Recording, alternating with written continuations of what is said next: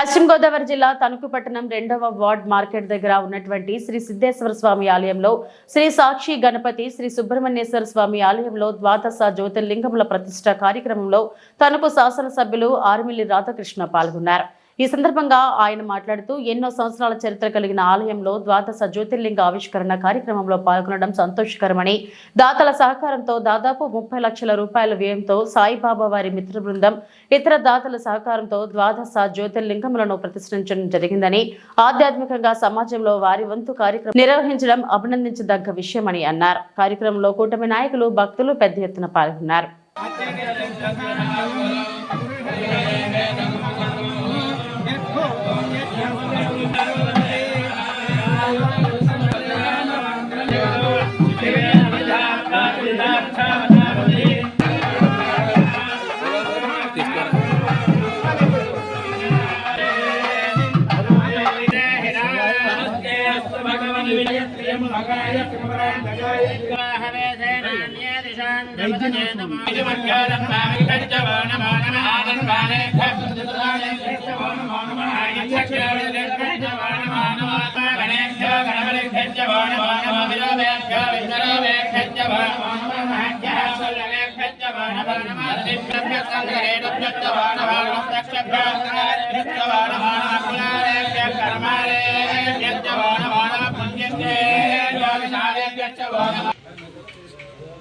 साध्यं द्रवक्तवन्निना योजितं प्रियं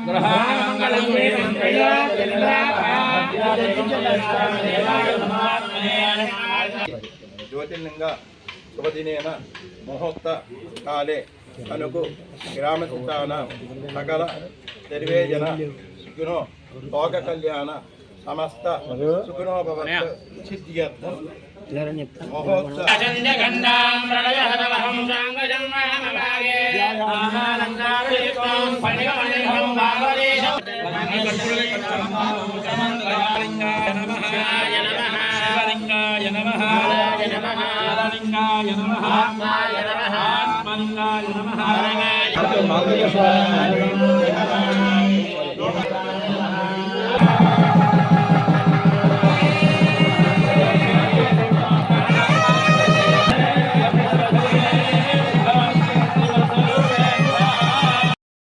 శివాలయంలో